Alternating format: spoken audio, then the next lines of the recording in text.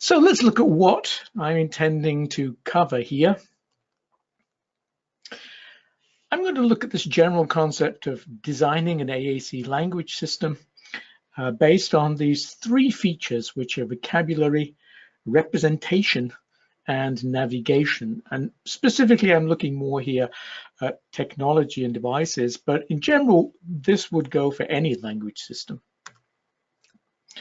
We're also going to be looking at three types of vocabulary: core words, fringe words, and keywords. And keywords may be something that you haven't come across before, but it's one that is fairly common in the field of corpus linguistics, of which I'm also a part. So I'll explain a little more about that later. We're also going to then look at how we've applied those principles there to the design of the Unity / MinSpeak system. And let me just right at this point here try and clear up a couple of definitions. I don't have a slide for it, but just so that you know, you'll probably hear the word Unity, you'll probably hear the word MinSpeak, and you may also hear the word semantic compaction. So let me just tell you what those three things are and why they're different. MinSpeak, as you can see, is a registered trademark for a system of encoding that was developed by Bruce Baker and the Semantic Compaction Systems. It's a trademark, and it covers not just Unity, but other applications. Unity is a specific example of MinSpeak, but there are other examples still out there. Some people use something called word strategy. There's some older applications out there, such as language learning and living or power in play, and they're all flavors of MinSpeak. And the other word you might hear is semantic compaction. And semantic compaction is the generic term used to describe the concept of using sequences of pictures to code language. And you'll see a lot more of that later on when I look in more detail at how Unity works. So I just wanted to clear up those distinctions. I'll probably use the words Unity and MinSpeak most of the time, but bear in mind that there's a slight difference between them. Also going to take a little look at the notion of descriptive teaching, which is basically the idea of using core when fringe words aren't available. And I suspect some people are already doing descriptive teaching, so this may not be new to people. And then finally, I'm going to look at something called realized language, which was something I helped develop a couple of years ago. And the general notion there of collecting data and then looking at it and making some sort of decisions based on what you see. So my first section here is to look at the designing an AAC system and how we look at these three elements of vocabulary, navigation, and representation. So the first thing that we want to look at is what I call the problem of vocabulary.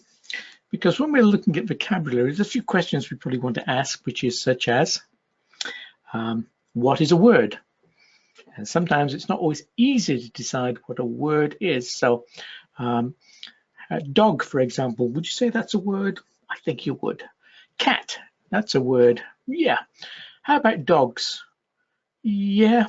But there's something about dog and dogs that means, you know, they're sort of the same word, but just a little different.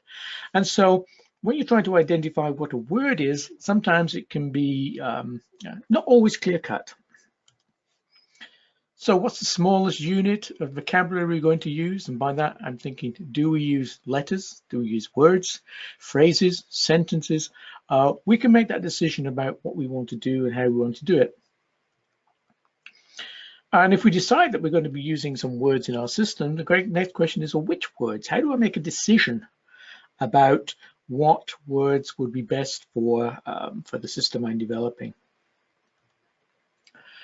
We also have to look at the fact that some words have multiple meanings, and a classic example is the word light, L-I-G-H-T. So if you think of the word light, that has more than one meaning. We can use it as an adjective, we can use it as a noun, we can use it as a verb. It's a very flexible word.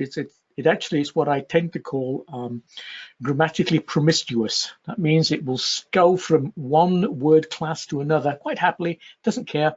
And so sometimes you're looking at words that look the same, sound the same, but actually mean something different. And you've got to bear that in mind for some words and decide how you're going to represent those. How many words is good? That's something you would want to ask. And as I said there, words, phrases, and sentences, a discussion as to which we use or what balance of these do we use, because nobody's saying you have to use one or the other. You might just want to balance these out. And later on, when we look in detail at Unity, I'll show you how we've tried to balance out some of these different ways of representing language. So, what is a word? Well, when I use a word, Humpty Dumpty said in rather a scornful tone, it means just what I choose it to mean, neither more, no less. But a word is really sort of a very complex thing. In fact, I like to think of a word as a bundle of stuff. And what I mean here by a bundle of stuff is that if we think of a word such as apple, first of all, we all have in our heads this notion of what an apple is. We have the idea. We have the concept of an apple. But then, as well as the idea, we have a sound. And interestingly enough, I may have the same concept of an apple as my colleague Paul Andres in Germany. But whereas I'm going to give it the sound apple, he's going to call it Apfel because he's German. Any of my French colleagues are going to call this pomme, or even my Canadian bilingual speakers are going to do that. So we have the same idea, but different sounds. And then there's the written form of the word. So you can see here we have apple, Apfel, and pomme. So there's different ways of representing it. Then we look at the pictures. There are any numbers of pictures of apples that we can choose. So sometimes it's hard to say, well, which is my best one? Which is a good one? And as I'll mention later, perhaps we don't have to worry overly about it. Perhaps if we just get close enough and good enough, we don't have to worry about getting the best picture of an apple. And then we look at the notion here of meaning. What does the word mean? So I've got it here, you know, well, it's a food, it's a fruit. Hello, it's on a tree. And then how does that word relate to other words, and does it have any grammatical variations? And an apple as a noun typically has a stem, so we have the word apple, but we do the inflection of plus s. So we talk about apples. We can be creative. You can talk about some food that is pretty appley. So you can create this, you can create an adjective there if you want. So bear in mind that when we're thinking about a word, there's more than just one element to it. There are many elements that we have to try and work in. And the fact that there are so many elements like this means that a word can be a little more complex than what we might imagine. So as a practical matter here, sometimes it's good to try and think about word families that has a root and variations.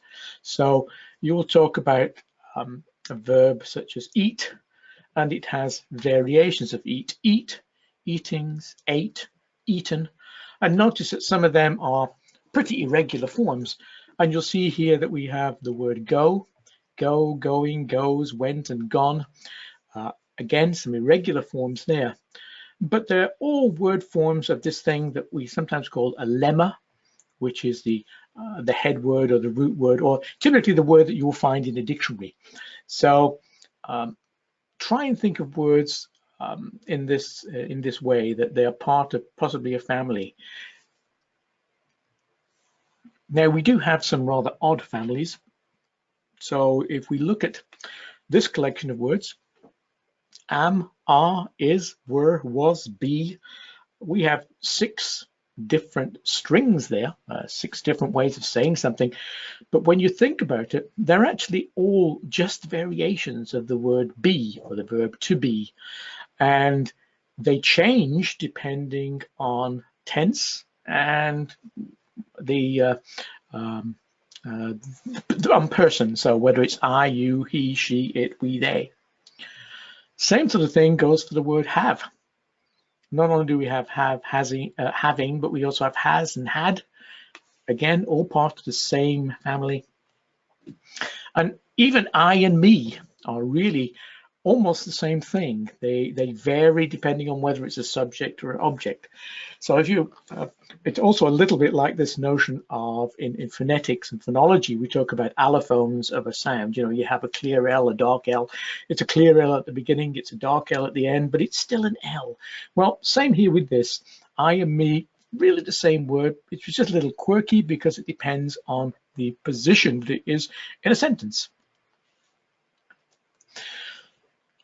Now let's just take another look here at this notion of core words and fringe words, because it's interesting to bear these in mind.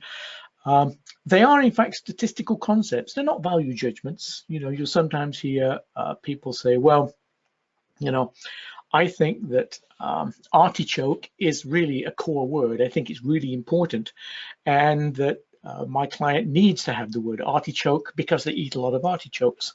Well, that's fine, and you know, but technically it's not a core word in the statistical sense, because in the statistical sense we say that core words are those that occur often within and across situations. So things like want and stop and that, those are pretty much across situations. And if you look at any vocabulary sample from you know, toddlers through to 88-year-old adults, you'll find words like that, stop and want are in the vocabularies. And also you're going to use words like that, stop and want in any situation. Artichoke, not so much. You're going to use it rarely. Now, fringe words are those vocabulary words that tend to be situation specific and occur infrequently. So in a sense, artichoke for most of us is a fringe word. Many of us may not have used the word artichoke this week. We may not have used the word hexagon or dodecahedron or sesquipedalian. Those are all words, but they're very fringy because they occur very infrequently and tend to be just focused in one specific situation. But the contrast here would be that you can have keyword vocabulary words, and those that are used significantly more frequently expected when compared to a large reference corpus. So when we're talking here about artichoke for this client, it's actually better to think of it as a keyword, because in the grand scheme of things, sure, it's fringy. But for this client, you're going to find that its occurrence, statistically speaking, will be more frequent than any other reference corpus you want to look at. So core, fringe, key, sometimes useful and helpful to think of words in that way. And certainly core and fringe are almost de rigueur these days. Everybody talks about core and fringe. So here's a quick exercise, and I don't need you to turn on your speakers or put things in the chat window. I just want you to have a look at here, and starting from the top word there, despotic. Which bucket do you think I'm going to throw this into? Well, if you think fringe words, you're right. Very good little word, but low frequency, very specific situations. How about stop? Yay, that's a core word. Pronoun. Yep, it's fringe. Banana or banana. I've gone native. I've lived here for 23 years. I say bananas and tomatoes now. There we go, fringe word. That, very corey. Coat, pencil, so you can see where all these are going. Happy, and want. And the other thing I want you to just take a look at there is that I purposely use a big bucket and a little bucket because core words, in fact, there are you only need a small bucket to hold your core words. Actually, if you have a vocabulary of maybe 300 to 500 core words, you actually can talk about a heck of a lot of stuff with just those. But fringe words tend to go on and on forever, and we invent new nouns every day. We invent a lot of new words, and they typically become fringe words. So even in terms of the buckets, we have a small bucket for core words, and we need a very big bucket for fringe words. So how about the second element, which is a problem of representation? If we say we're going to have some words and we want to represent them within a system, what do we need to know? Well, I'll start here with this notion of which medium. Now, for the purpose of what we're talking about today, the medium that we're talking about is going to be graphic. But remember, gestures and sign are a medium. Letters are actually a medium. So bear that in mind. But again, we're going to be looking particularly at graphics. How different? And what I mean by how different is that if you have a picture within a system to represent something, and you want to have another picture to represent something else, those two pictures do have to be different. They have to look different. And as you get more and more pictures in your system, it becomes harder and harder to get differences, because sometimes the difference is very, very slight. And I'll show you an example in a minute. But bear that in mind that you need your symbols that you use to be discrete. They have to give you mark each other as being different. How representative is an icon? Again, we'll come back to that, but you can guess there that some pictures are, some things are easy, some things are difficult in terms of pictures. How many do we want to use is another question. And what you'll find is that concrete things are very easy. So if you look at the slide that I've got here, it's not difficult to guess what these are. We have a cup, a mailbox, paint, clock, apple, and the chances are that everybody here probably said the same thing for all of them. So easy to spot, and partly because they are nouns. But when you look at abstract things like genius, tension, compassion, idea, schadenfreude and bravery, how would you represent those as pictures? And you look at those words, and if we were all in a room together, I'd now have everybody draw a little picture on a piece of paper for genius. Or I'd ask everybody to say, what picture would you use for genius? And my guess is that most of you are going to say, well, I've got a picture of Einstein. And that's not a bad idea. Or the other one I sometimes get is Stephen Hawking. So Einstein, Stephen Hawking, because we think of them as being a genius. But remember, there's nothing inherent in a picture of Einstein or even Stephen Hawking that means genius. We make that association between the word genius and Einstein because of what we know. If I show a picture of Einstein to somebody who's never met Einstein, doesn't know, I've never heard of Einstein, the chances that they're going to guess that that picture means genius is pretty minimal. And there's another thing that you tend to find is that there's a correlation between word frequency and imageability. So high frequency words, which are your core type words like the, and, want, have, man, something. If you look at my list there, the only one that sort of seems easy to draw might be man. And even then we'd probably have different pictures.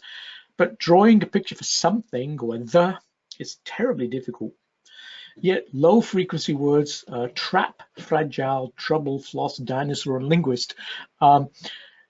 Some of those are pretty imageable, but even then, you know, words like trouble are a little harder and fragile. But it tends to be that the lower frequency words, which are nouns, tend to be easier to draw. The high frequency, really useful, important ones are much harder. So the challenge is, how do we do that? How do we address the issue of using pictures to represent these high frequency, really useful words? Let's do a quick guessing game here. I want you to have a look at these 7 pictures here. And I've taken these pictures from picture symbol sets that either are still in use or have been in use. Some of these are not used much anyway. And I would just have a quick look at them and see if you can guess what they might be or what they represent. So how about that first one up on the top left there? Well, that's a PCS symbol for big. Okay, how about the next symbol? It's the Oakland symbol set for cold. Where does cold come in? Well, if you actually look there, you'll see it's like little bits of snow coming down. And once I tell you the snow coming down, you'll say, okay, I can get that. How about the next one? rebus set, dirty. Okay, most people can guess that one. That's not a bad one. That's, you know, a little transparent. This is from a set called the Sig symbols. I don't think people use them now, but this is fall. There's no way on earth that I think anybody would have guessed that one. But when I show you it and tell you what it means and say, well, if you look at the arrows, it goes up and then down, so it's falling. And then Pixsims, this is the word for make, okay? This is another symbol for little, and then bliss symbols for want. And bliss symbols also has its own little grammar. So sometimes you can work out a bliss symbol if you know what they are. So for example, that little circumflex above the heart means it's a verb. So you'll always guess when you look at anything that has one of those on that it's got to be a verb of some sort. I wanted to show you those just to give you some concrete examples of some abstract ideas, which is it's not always easy to find good words for, or good pictures for good words. So we've looked at vocabulary, we've talked about representation. Now I want to have a little look at something called the problem of navigation. What do I mean by navigation? Well, it's really, how do I find something? And if you have a word or a picture within a system, on a device, or on boards, how do you get to it? How do you know where it is? So taking an example from outside the world of AAC, if I have a dictionary and I want to find the word spanner, how do I do it? Well, a dictionary is really useful because everything is in alphabetical order. And so the way that I navigate through a dictionary is that I know that everything starts at A, ends with Z, and I know that S comes before T and after R. So I can flick through, and then on the pages, I know that everything is in alphabetical order. So I can navigate to the word spanner because a dictionary has got some rules in there to tell me how to find things.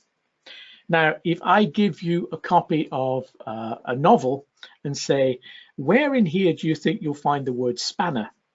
You're going to look at me and say, I have no way, I can't guess. I'd have to just go at random and flick through the book looking for it. And the issue there is that because a book does not have navigation information, there's nowhere to navigate to. You can navigate between chapters. So if I say, tell me where chapter 11 is, you can find it. But if I want you to find a particular word, that's real hard. And a system has to have some way of letting you find things in there. And I guess some of us have come across systems whereby you have multiple pages, and there are so many pages that you forget where things are, and you forget how to get from page A to page B to page C, and that's a navigation issue. How many data locations, and by that, in terms of what we think of in AAC devices, it's how many squares are available, how many points on a grid are available. If you have a system that has a 4x4 page, you can probably get 4 things on there, but how do you get a 5th? Well, put 3 things on there and make one of your keys go to another page of 4, which will give you 3 with a link to another page and another page. And I'll give you an example in a second of there. Whereas if I've got 144 buttons, I can do a lot with that sort of space. And as I said, the thing that helps you with navigating through a system are rules. And if you can have a set that has rules in it, then it makes life a lot easier. So I'm going to give you an example here, which I call, how did I find it in the Tango? And the Tango is a device that no longer exists. This device came out some years ago, and a very slick little machine, portable. Selling points included the fact that it had graphics that were designed by the folks at Nickelodeon, that it had a really good synthetic voice, long battery power, and there were a lot of the good things going for it. And indeed, some people were saying this is the next best thing to slice bread in the AAC world, and this is where the future of AAC is. It's since died off, and nobody uses it. In fact, it's been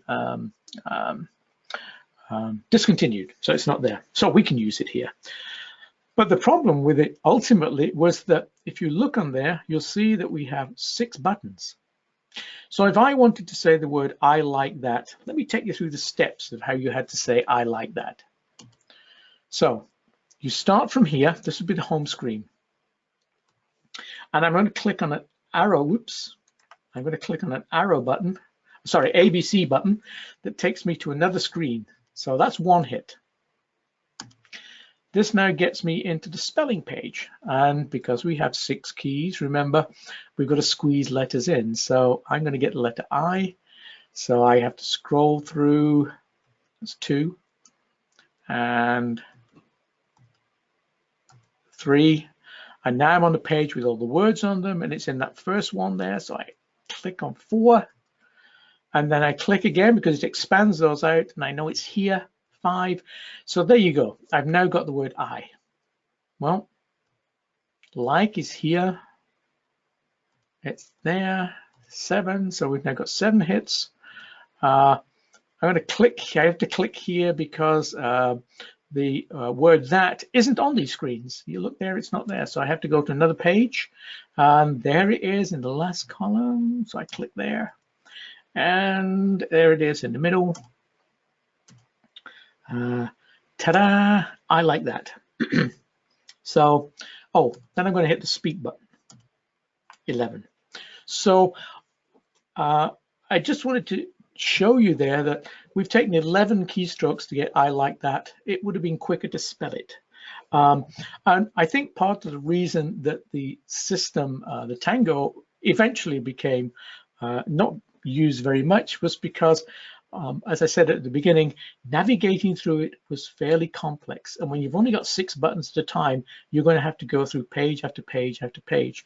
And so in a sense, it wasn't surprising that people abandoned it. So let's have a look at this notion of rules, because I think it's always worth giving people a little quiz.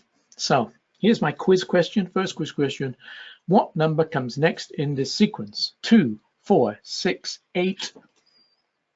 Now, if anybody said anything other than 10, tell me at the end, because I'm curious to know what that would be. But it's going to be 10. And why is that? Because each one goes up by 2. But what's interesting there is that you, when you looked at this, worked out what the rule was. I didn't give you the rule. I didn't tell you what the rule was, but the rule is increase by 2 every time. And you worked out the rule yourself. You saw what was here and you said, I know what's next. Same with this one. So what's the missing word?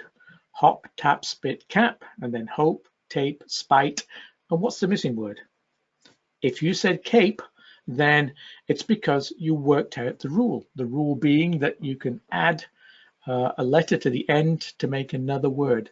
So once again, it's a rule that I didn't teach you. It's not in here, but you worked it out yourself. And here's another one.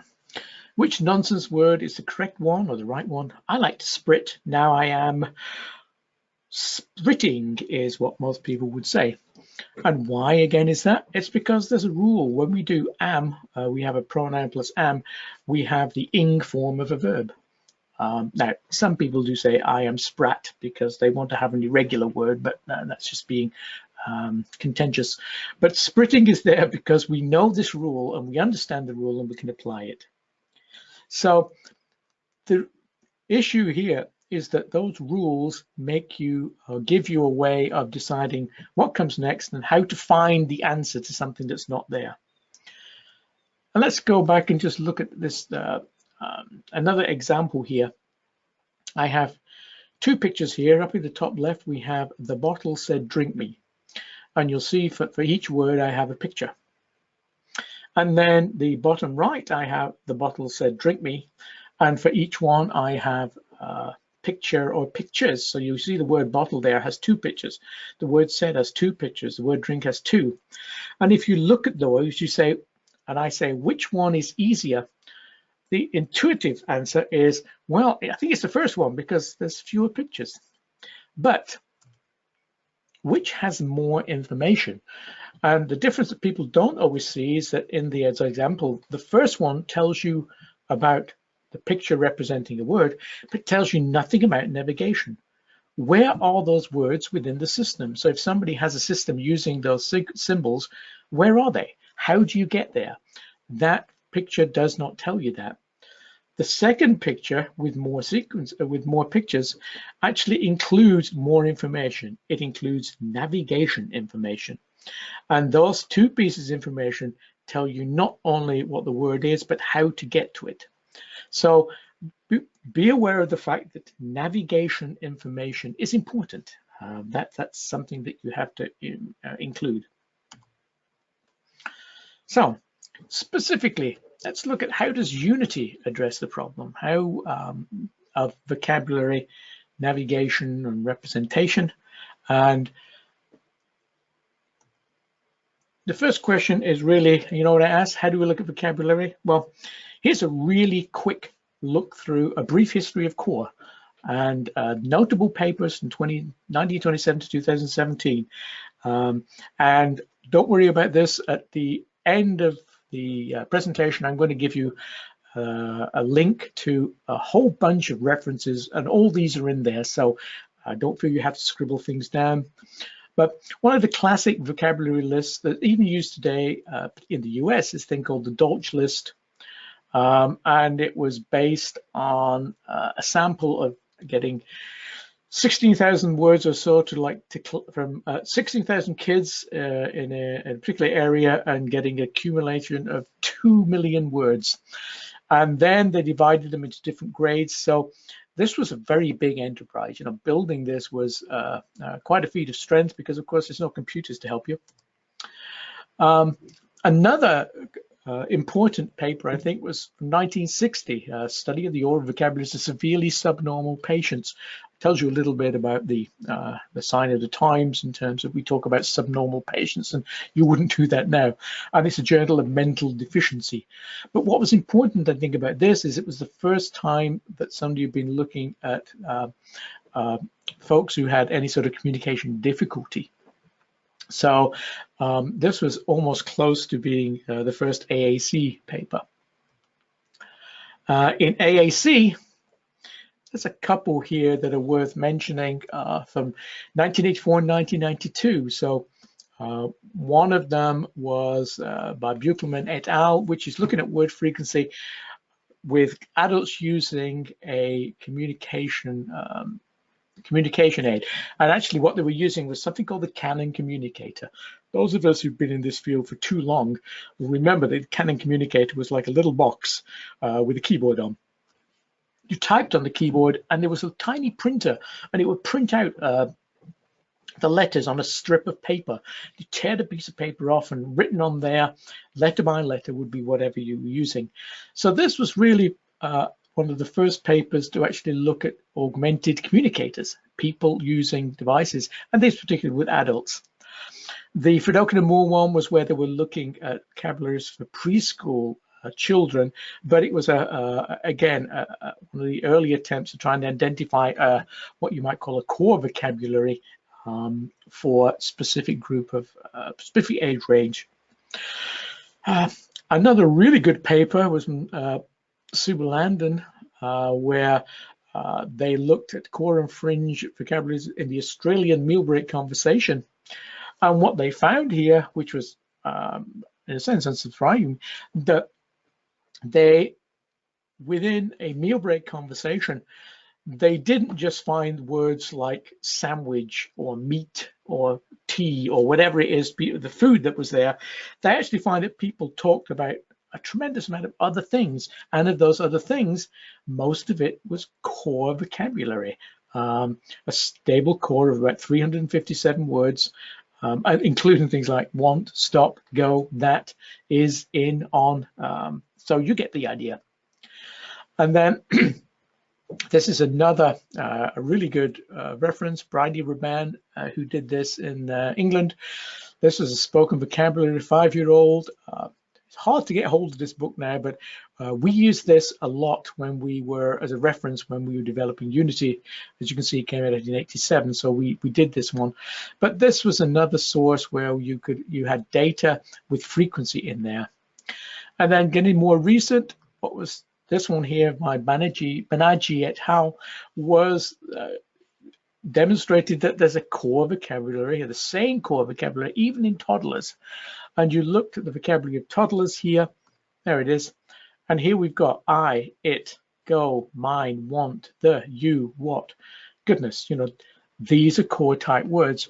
It doesn't mean there were not other examples of things like teddy or shoe or things like that.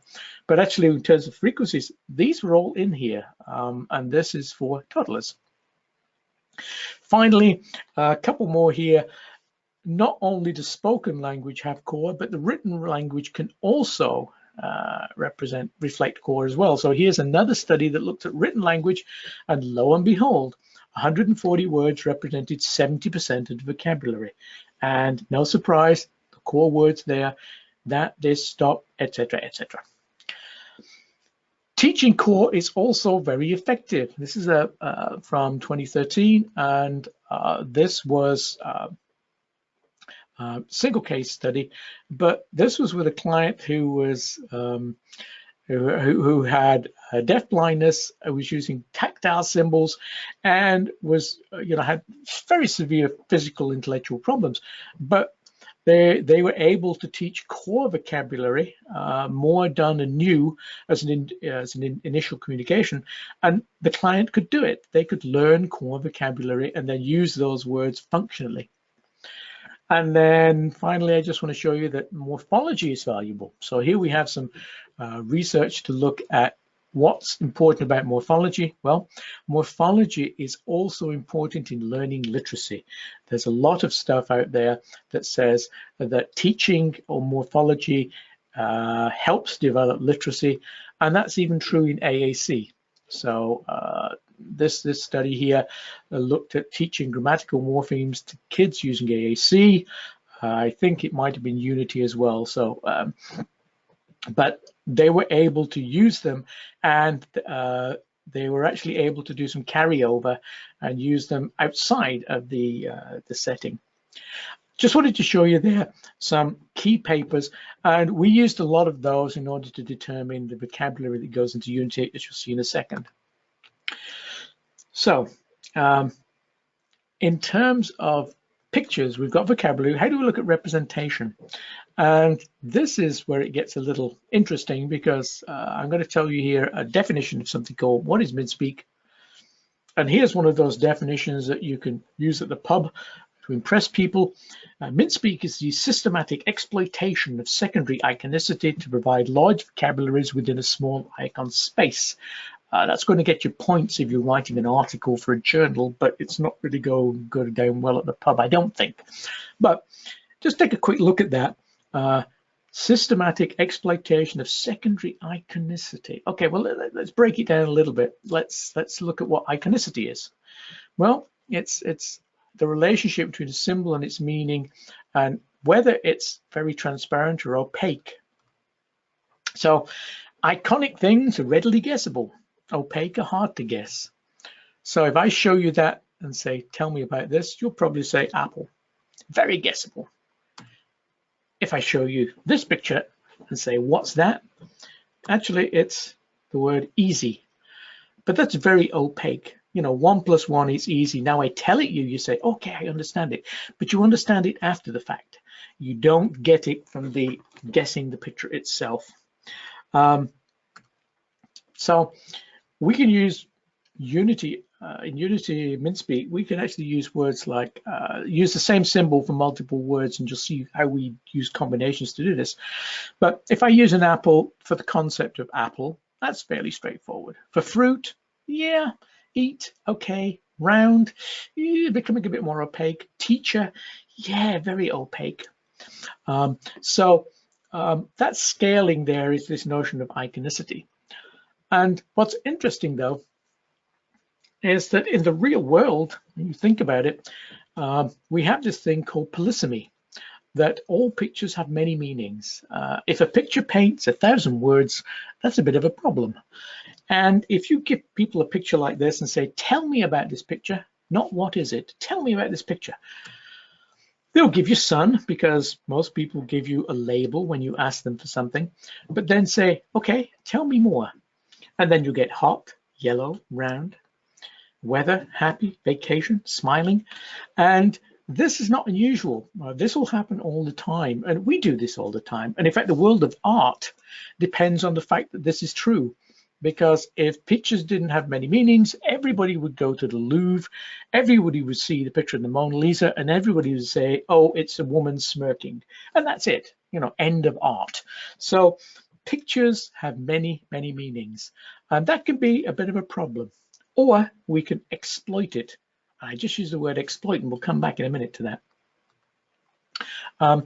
Contrast that with the idea of, well, why don't we just put one picture with every word in the English language? Well, we can, but most people find that when they start out with that, they begin by having a system whereby they have the same picture for many words. So look at my pictures here. I have angry, annoyed, enraged, and furious, irate, irritated, and on their own, that would be fine. But remember, if I don't have the words there and you can't read, then they're all the same. And remember, I talked a little further back about representation, and I said, how different should they be? Well, we need to make these different. So now I've got them, I've tweaked them. Yeah, angry, annoyed, enraged, furious. But now you see the pictures are slightly different. But what you'll also find is that those differences become a little harder to do. So if we look at annoyed and furious, the only difference really is that one has got filled in eyes and the other doesn't. And you start to find that it gets difficult to make differences. And just to make it more interesting, what do we then do about the word angry, angrier, angriest, angrily, and angered? Do I now have to create 5 more pictures, or do I do something else? Well, this is the point at which people would say, well, I'm going to take that picture of angry, and then I'm going to stick up in the top corner EST for angriest, or I'm going to stick ER up there, or LY. And what they're now starting to do is to combine pictures. You're taking a picture and you're drawing out a meaning or adding an extra meaning by tagging something on, a bit like morphology. You tag something on. I threw this one in because at some point we need a quick break, and at this point you can see that one, and I have a quick slurp. Okay, so let's go back to that notion of iconicity. Remember, we said, what is this iconicity stuff? Well, we have primary and secondary. Primary iconicity, the most frequently mentioned association for a picture, typically a noun. So when you see that picture of the sun, you think of its primary value as being sun. But secondary is all the other associations that can be attached to a picture, and there can be many. And that can actually be a problem when you're trying to do something with one word, one picture. And the problem with the one word, one picture, the OWOP, is that your logic is that all words need a picture, because you're going to say every word has to have a picture. So there we go. It's a bit like emojis. All pictures must be different. They have to be different, or else you can't tell the difference between words unless you're writing. And if you're writing, then you're literate, and you're probably not going to be necessarily using symbols. As your vocabulary gets bigger, the number of pictures gets bigger. So you just need to keep adding more and more pictures. Some pictures words you might need more than one picture. So if you have a picture of a doctor, you might need to have a male doctor, a female doctor, an old doctor, a young doctor, a Hispanic doctor. I mean, you start to find your number of symbols proliferates. And it becomes a quest for the best. You know, who's got the best picture? And this is a problem. But wait, what if we systematically exploit secondary iconicity? So if a picture has more than one meaning, how could we somehow mark that picture so that we can extract that meaning? And if we create a set of markers, maybe we can use secondary iconicity to our advantage. So here's an example. Here's a picture of Mr. Action Man. See Mr. Action Man, he likes to do stuff. You can see that he's whistling, he's walking, he's got a hammer so that he can go to work. What do you think Mr. Action Man would do with an apple? If you thought he would eat an apple, that's great. So we've got this concept, you know, we have the apple here, and Mr. Action Man, we give this notion of eat. What will Mr. Action Man do with a glass of juice? A drink. Okay, that makes some sense. And what will you do with a bed? If you get sleeped, you're way ahead of the game. Sleep. So what we've done there is we've used Mr. Action Man in three different situations. And if I go to here, here's what we can do.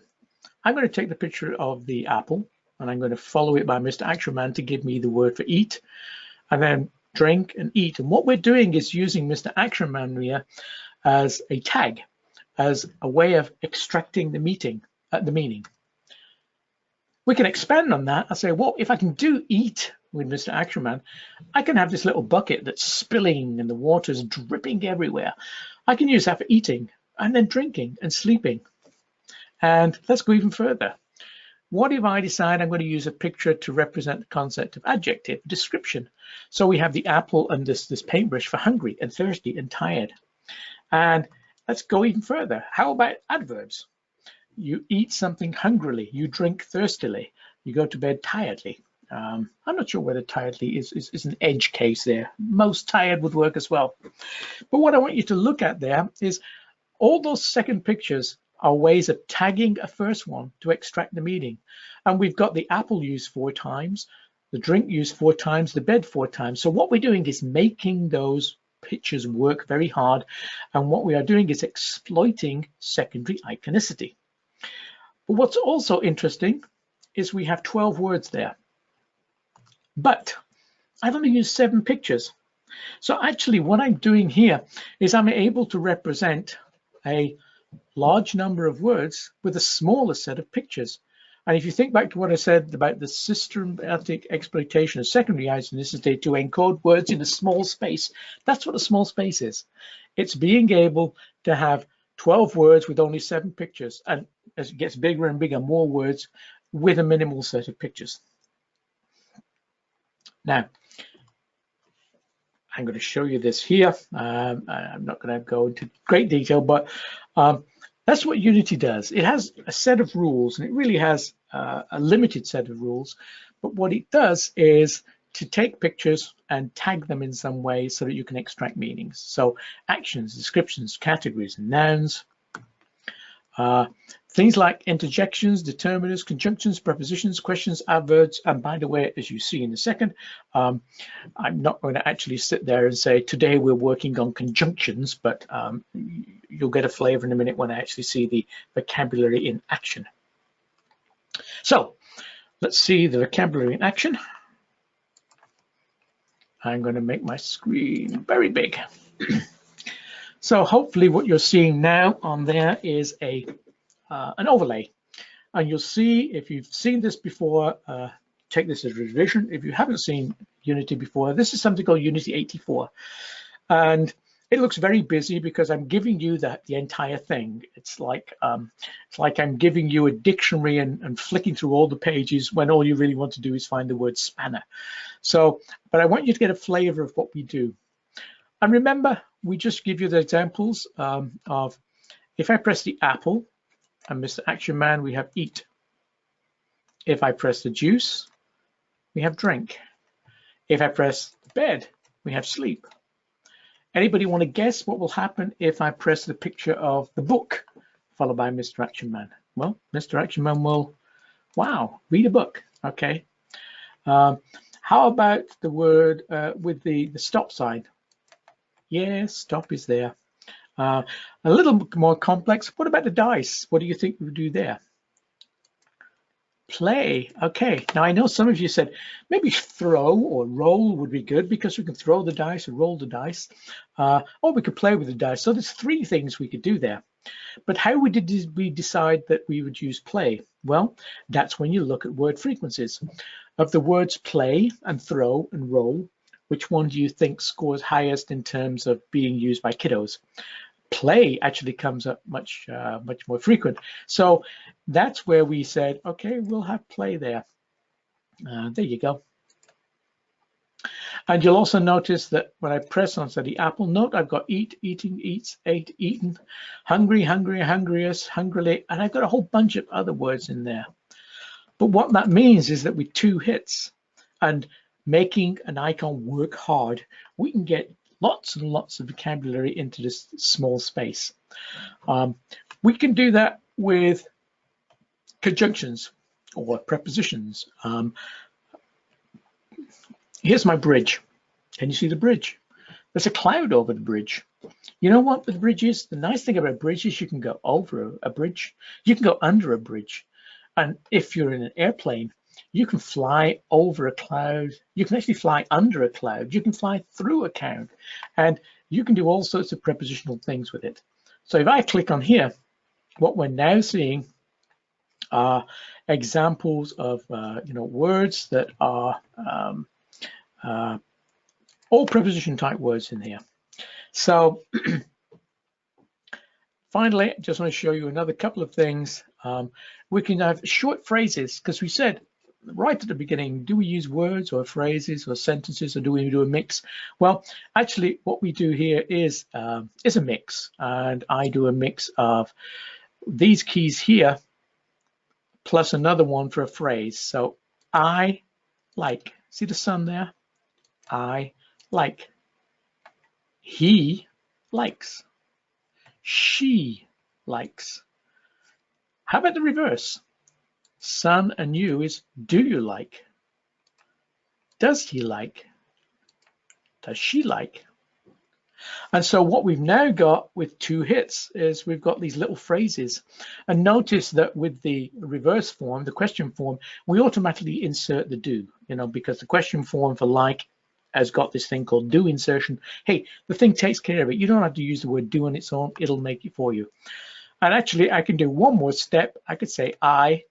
You see, right at the bottom, there's a thing that says "nt."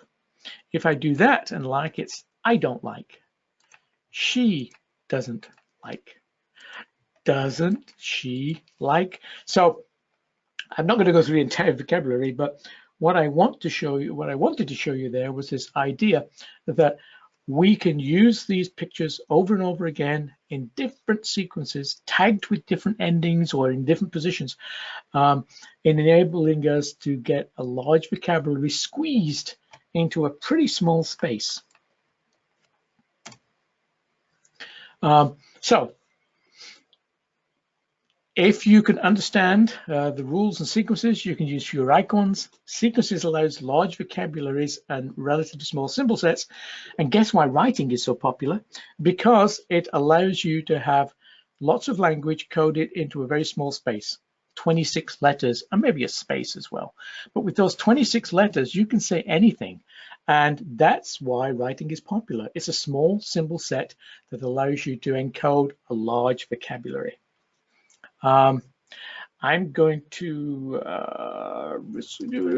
oops, just want to skip through here. Okay.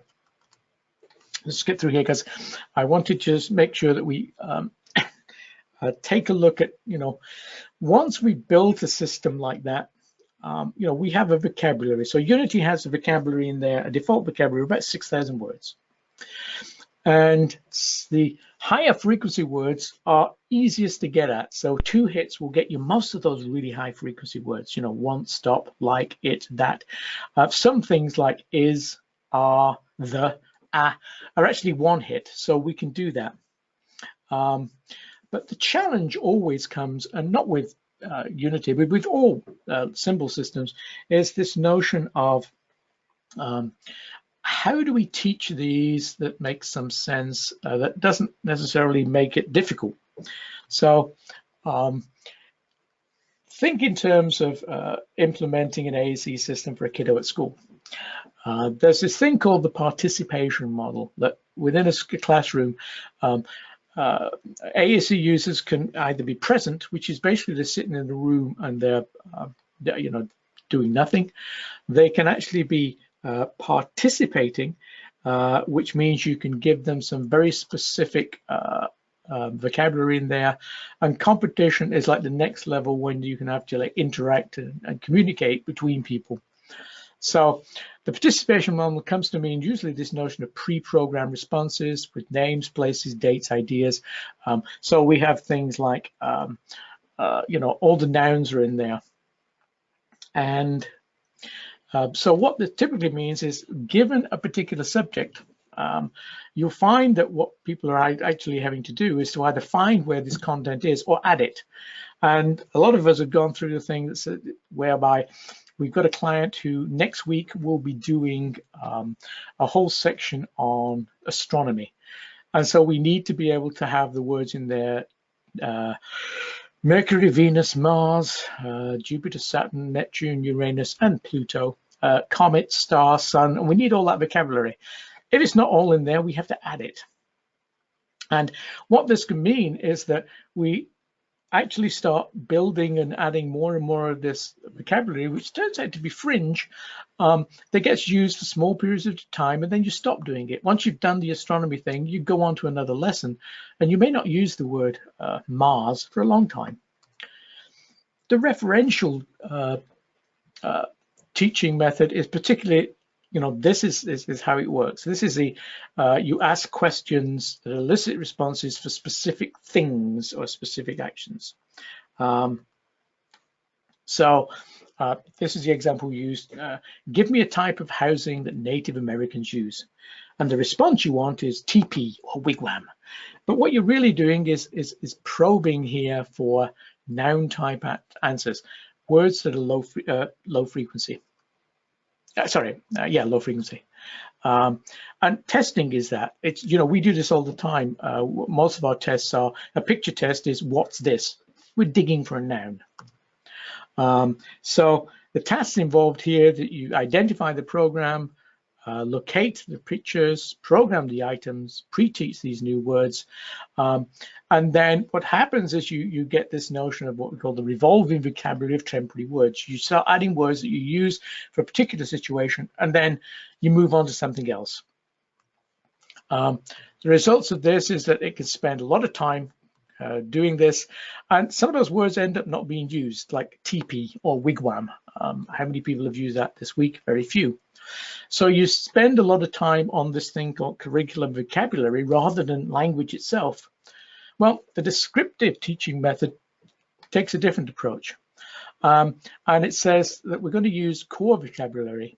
And the advantage here is that the core has like 350, 400 common words, and that there's a 90% overlap from preschool through adult that does not vary. So if you learn this core, it's good for life. You're going to use these words all over.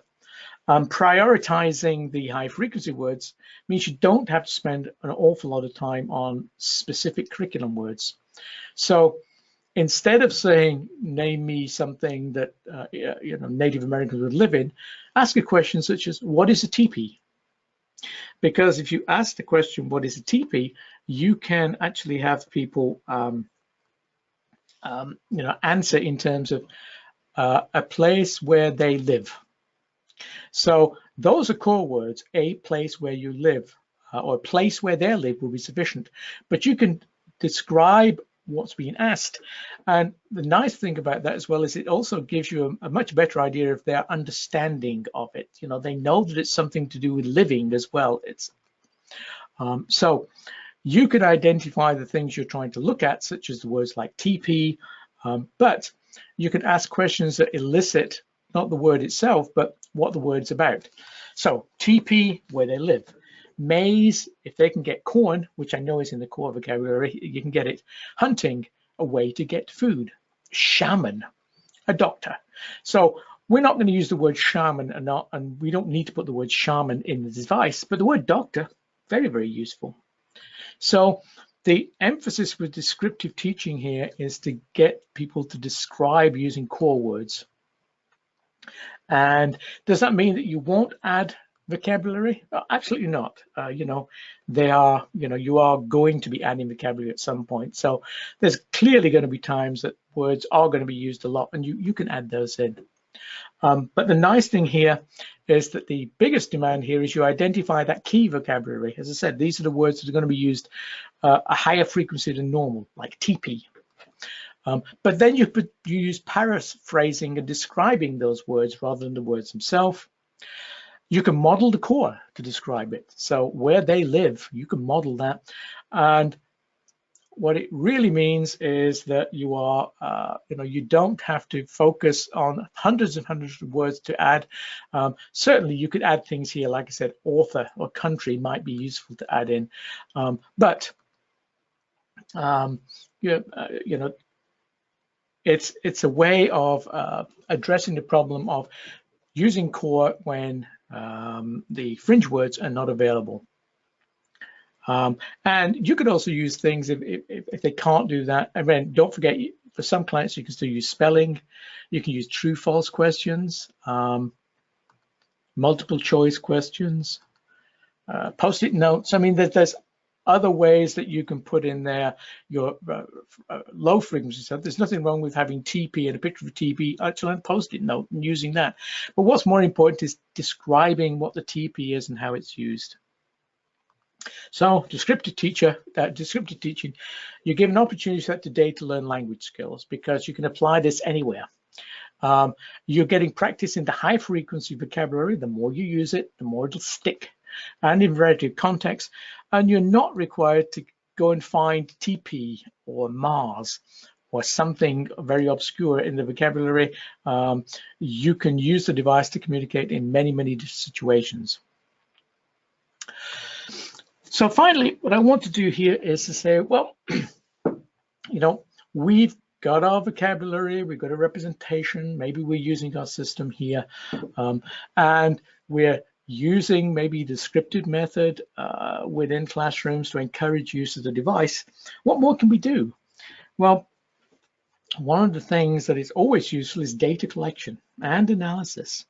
And if all you do is have pieces of paper and checklists, that's brilliant. The low-tech stuff will work. But it's possible with some devices, and particularly if you're using, PLC or Saltillo devices, it's possible to collect data automatically.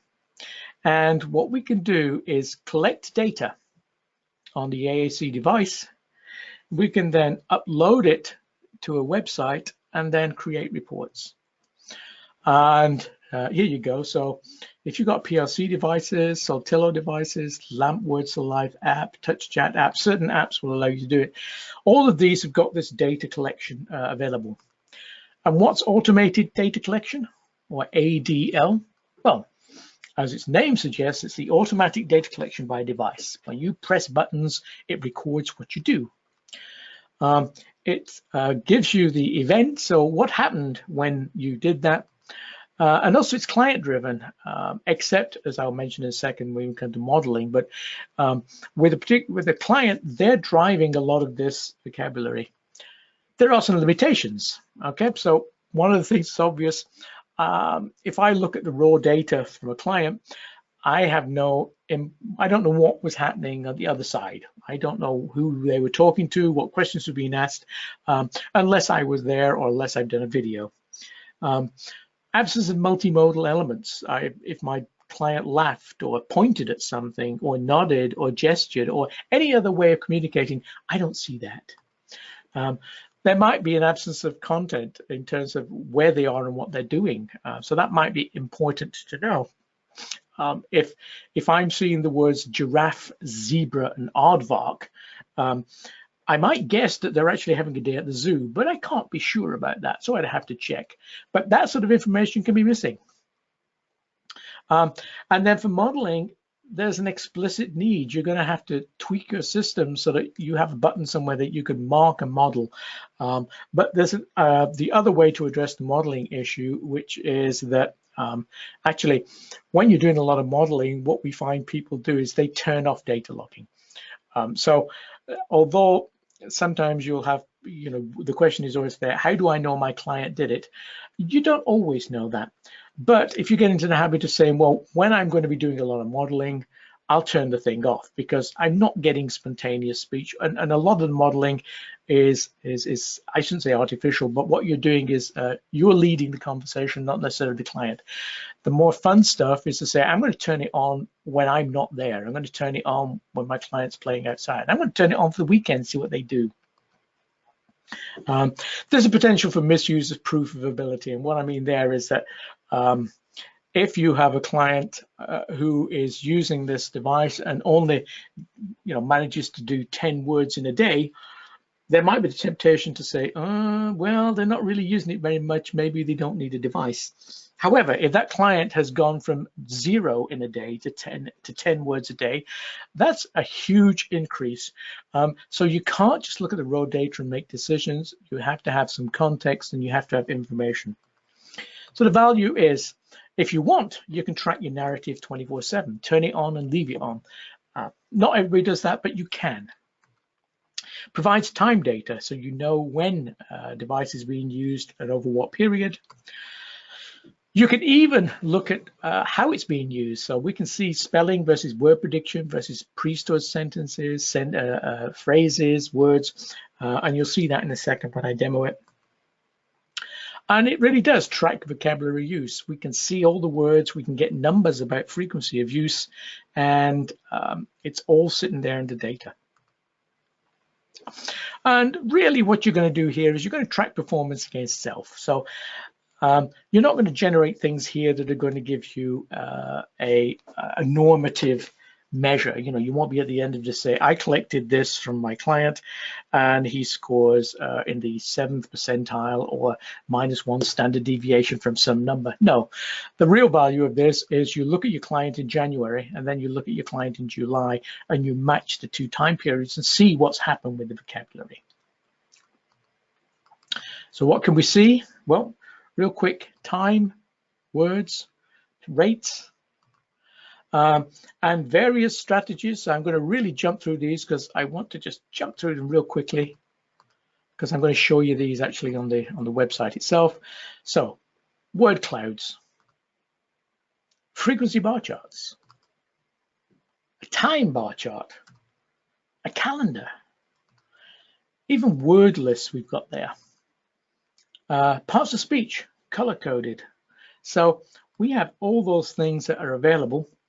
And what I'm going to do now is jump into, oops, there we go. I'm going to jump into showing you the website. And here's the website, realizelanguage.com. I'm going to log in and I have an email and a password.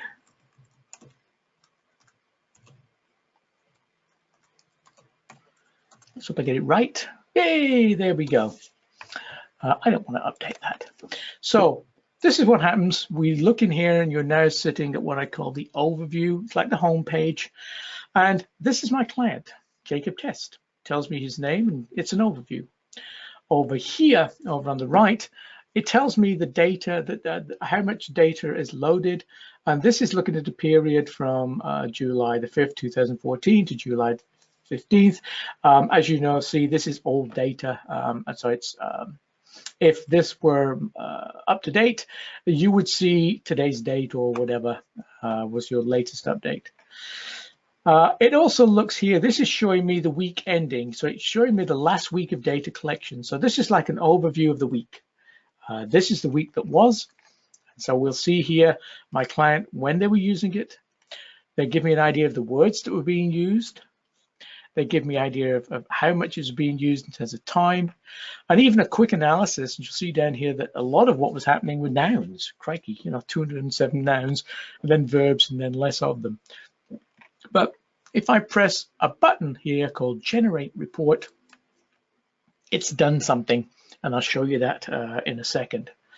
But let me real quickly take you through some of the things we can see here.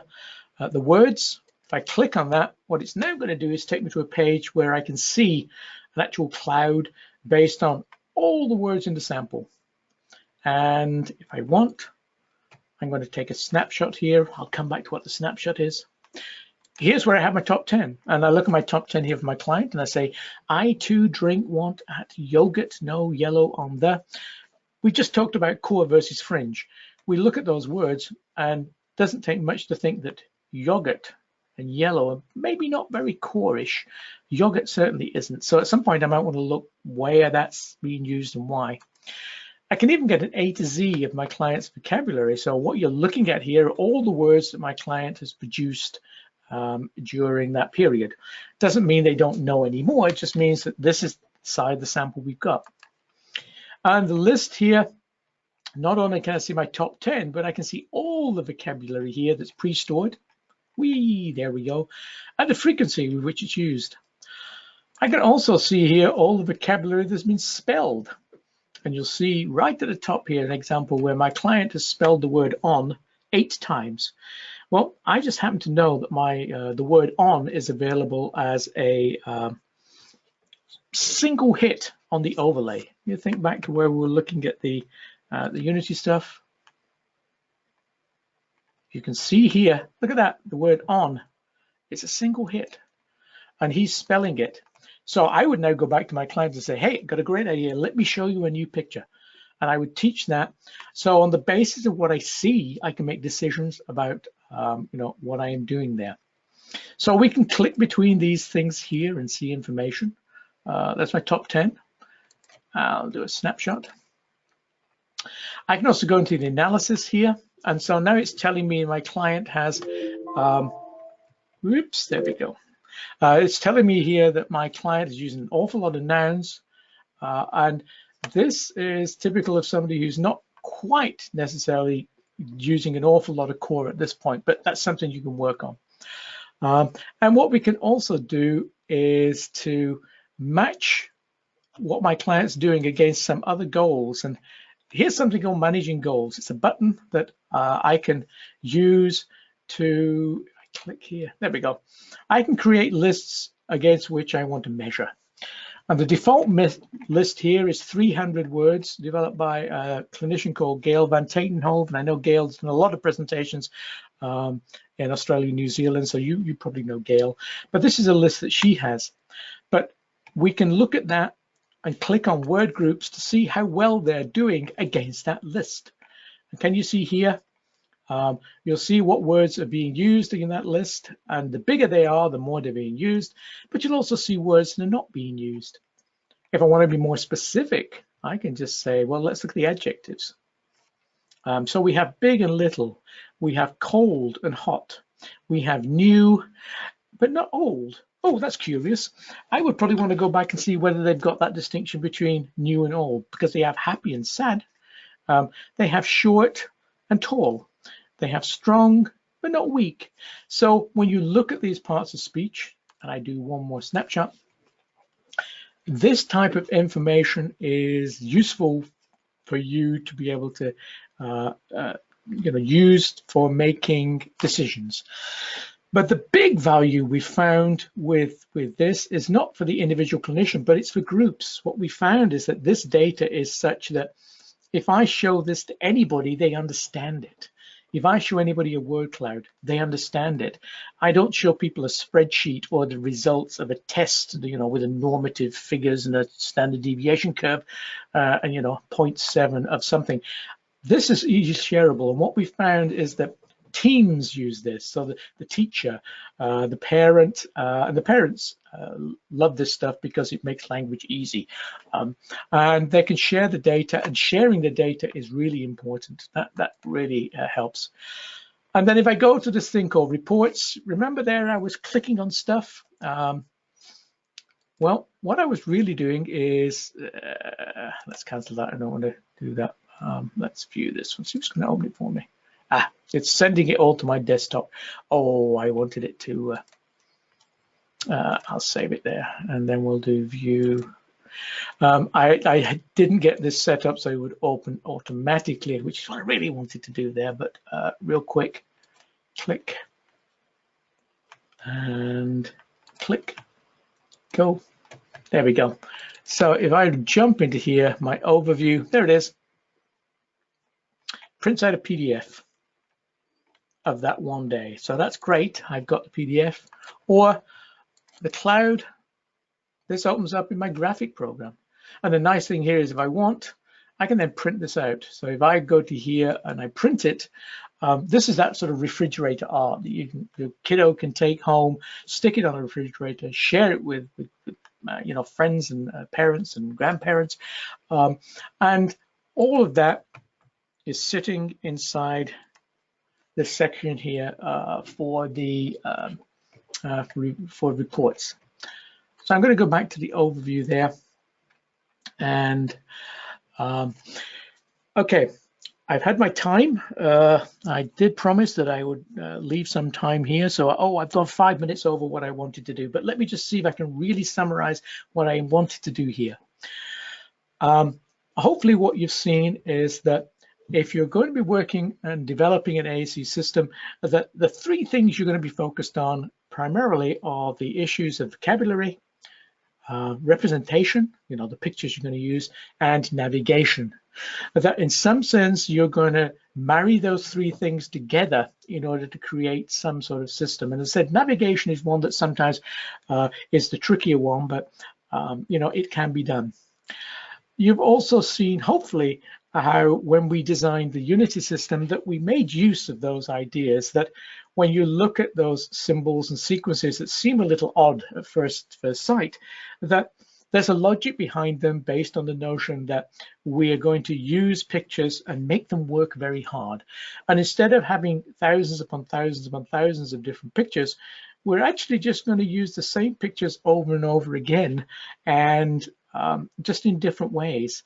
It's what we call a relational system. It's the relation between the pictures that's important. And you may be surprised that once people get into it, or even kids get into it, they can work it out. And the other feature there is that it also becomes a little predictable. You can explore the system, because I've showed you that if you press a picture plus action man, you get a verb. You can go through the system now and start guessing where other verbs are. Then after that, I told you a little bit about how you can then focus on core by using the descriptive teaching method, whereby instead of asking people where does who is the president of the United States, you can ask questions like what sort of things does a president do?